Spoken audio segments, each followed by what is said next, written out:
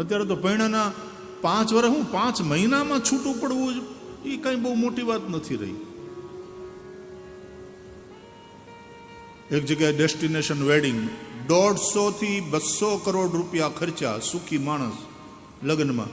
ત્યાંથી હનીમૂન કરીને આવ્યા ને એની ભેગા ડાયવોર્સના પેપર ફાઇલ કર્યા. कोई सहनशीलता वाली बात ही नहीं, संयम वाली बात ही नहीं. બહુ ભણ્યા પણ સહનશીલતા ઓછી થઈ ગઈ. સહનશીલતા ઓછી થઈ ગઈ એનું કારણ સમજદારી ઓછી થતી જાય.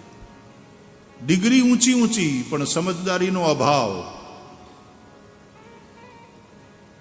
અન્ડરસ્ટેન્ડિંગ એ નથી. અને અન્ડરસ્ટેન્ડિંગ વગર ફ્રેન્ડશિપ પાકી ન થાય. અને ફ્રેન્ડશિપ પાકી થાય તો પ્રેમ પાંગરે, અને પ્રેમ પાંગરે તો બોન્ડેજ મજબૂત થાય. સિમેન્ટની જાહેરાતો આવે છે ટીવી ઉપર, કેવું બોન્ડેજ, કેટલું મજબૂત મજબૂત જોડ. તૂટે નહીં, મકાન તૂટે નહીં, માણસ તૂટી જાય છે. બોલો, હાથી આમ માથું ભટકાડે ને દિવાલ તૂટે નહીં. આવી મજબૂત સિમેન્ટ, माना टूटी जाए। वो संबंधों को मजबूत बनाने वाली कौन सी चीज है, चाहे वो पति पत्नी का हो, चाहे भाई भाई का हो, चाहे परिवार का हो, चाहे मित्र के साथ हो, उस संबंध को मजबूत बनाने वाला तत्व कौन सा है?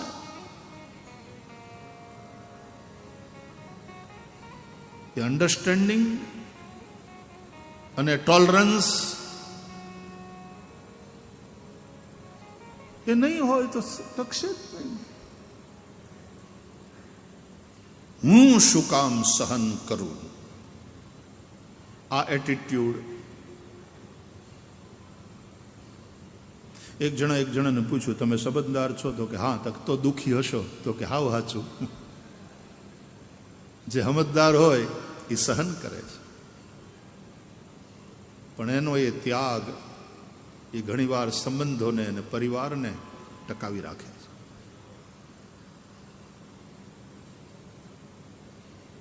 ઉપનિષદો કહે છે, ત્યાગે નહીં કે અમૃતત્વમાં નશહુ. આ ત્યાગથી જ અમૃતની પ્રાપ્તિ થાય છે. અમૃત આનંદ. સહન કરવું પડશે, પણ અંતે તમારું એ પ્રદાન, તમારો એ સેક્રિફાઈસ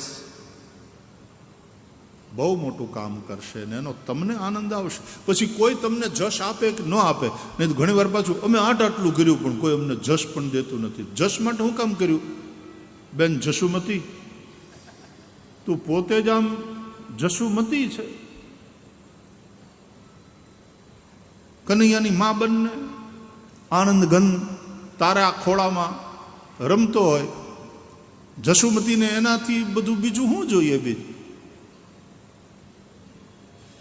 આનંદમ બ્રહ્મણો વિદ્વાન ન બિભેતિ કુતશ્ચન. આટલું કરું છું તોય કોઈ મને જશ દેતું નથી. અરે તું પોતે જ જશુમતી છે, યશોમતી. જહનો તો તું ઢગલો છે, તારે બીજાને આપવાનો હોય. યશાંસી દદાતી ઇતિ યશોદા, એને યશોદા કહે છે. એ બીજાને જશ આપે. કેવા સરસ નામ છે, જશોમતી, જશવંત, યશવંતભાઈ. પણ યશવંતભાઈ હોય ને પછી ફરિયાદ કર્યા કરે કે મને કોઈ જશ દેતું નથી. અરે તમે પોતે જ યશવંત છો. જે માણસ ધનવંત હોય એની પાસે ધન હોય, તમે પોતે યશવંત. તમે જશ હાટું થઈને, ખુરશી હાટું થઈને મારું નામ પહેલા આવવું જોઈએ, ઉપર આવવું જોઈએ, એ માટે હું કેમ બાંધો છો?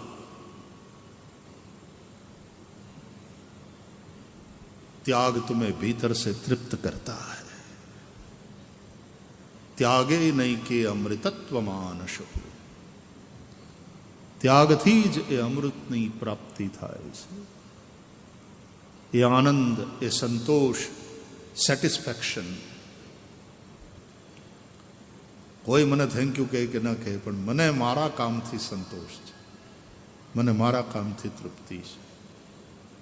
આ ત્યાગથી મળશે. ત્યાગ. અને જ્યાં પ્રેમ હશે ત્યાં ત્યાગ સ્વાભાવિક છે.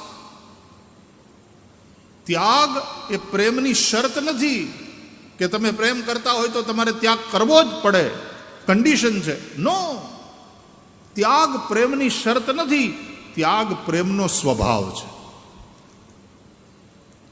If you love someone, you will be always ready to sacrifice. If you love someone truly,